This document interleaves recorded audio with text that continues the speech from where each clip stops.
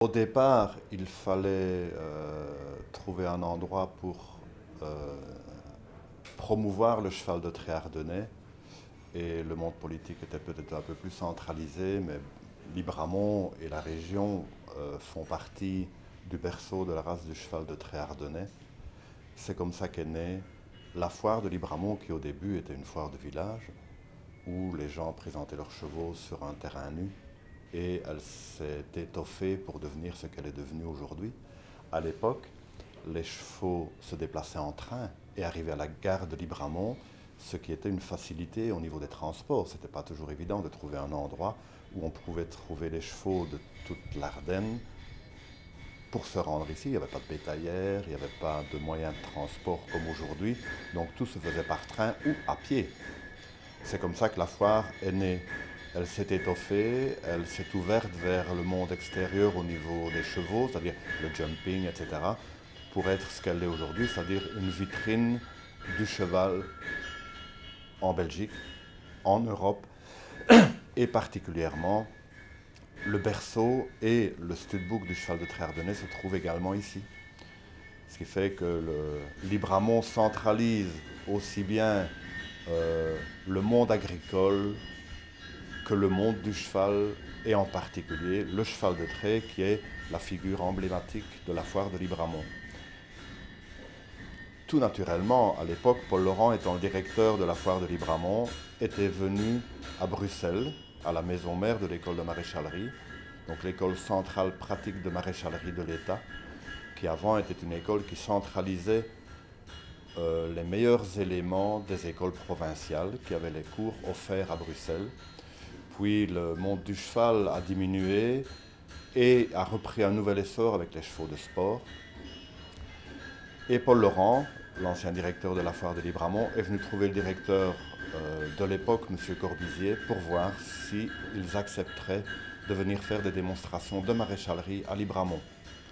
L'école de maréchalerie ne s'était jamais déplacée auparavant et de mémoire, je pense que c'est en 1977 que l'école de maréchalerie a été représentée à la foire de Libramont. Au départ, bien sûr, on a l'école de maréchalerie de Bruxelles, avec ses deux antennes, l'antenne de Libramont ici et l'antenne de Mons à l'hippodrome du Bois Brûlé, donc dans le monde des chevaux de course. On a des contacts avec des anciens maréchaux ferrants qui sont des compétiteurs, puisqu'il existe aussi en maréchalerie maintenant des compétitions de forge. Et ces compétitions de forge sont une autre vue de la maréchalerie telle qu'on la conçoit ici, qui est où on défend la forge à deux marteaux pour que le futur forgeron ait cette sensation au bout du marteau, cette capacité à forger le fer et avoir une finition impeccable, telle que le musicien apprendra le solfège. Ici, on apprend le solfège de la forge, donc on leur apprend à forger n'importe quel fer, vis-à-vis du monde extérieur par la suite, puisqu'on applique aussi des fers mécaniques, des fers qui sont usinés. Le coup de marteau qu'ils vont acquérir ici vont leur permettre de faire le travail le meilleur possible. Parallèlement à ça, les concours de maréchalerie et les cliniques qui se déroulent un petit peu partout chez des marchands de fer à chevaux, des concours de maréchalerie avec des exposés sur telle ou telle maladie, sont un complément aux élèves qui sortent d'ici. Donc, quand il y a la possibilité, on leur donne l'autorisation de quitter l'école plus tôt pour aller voir un clinique à droite ou à gauche, qui est intéressant pour leur formation future. La forge à deux marteaux n'est pas spécifique à la Belgique, puisque je me rappelle avoir participé à un concours en Italie où là, ils forgeaient également à deux marteaux, très bons forgerons. Les Suisses également forgent à deux marteaux, on les a d'ailleurs invités ici une année, et on a fait une démonstration dans le grand chapiteau de deux enclumes qui fonctionnaient chacune avec 4 marteaux. Donc imaginez la cadence, ça ressemble un peu au boléro de Ravel, pam, pam, pam, pam, pam, pam, pam, pam, pam. Donc c'est une cadence extrêmement précise. Et pourquoi a-t-on conservé ce genre de méthode de travail? Parce qu'ici on travaille les fers en deux chauffes, c'est-à-dire que pour réaliser, on chauffe les 2/3 de la barre pour faire la branche externe et le reste pour faire la branche interne, tous les fers réalisés ici sont faits en 2 chauffes. C'est-à-dire que c'est la méthode la plus rationnelle possible pour arriver à faire un cheval.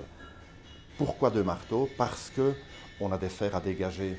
Lorsque vous avez un fer avec une branche qui doit faire 18 mm à l'intérieur, à l'interne, et 8 mm à l'externe, il n'y a pas 36 solutions où vous prenez une grosse section de fer à dégager, à 2 marteaux, parce que seul, il faudra chauffer 5 ou 6 fois pour arriver à dégager la matière, ou vous prenez une section de 8 mm, imaginons, et vous devez seul refouler la branche interne pour arriver à une épaisseur de 18 mm.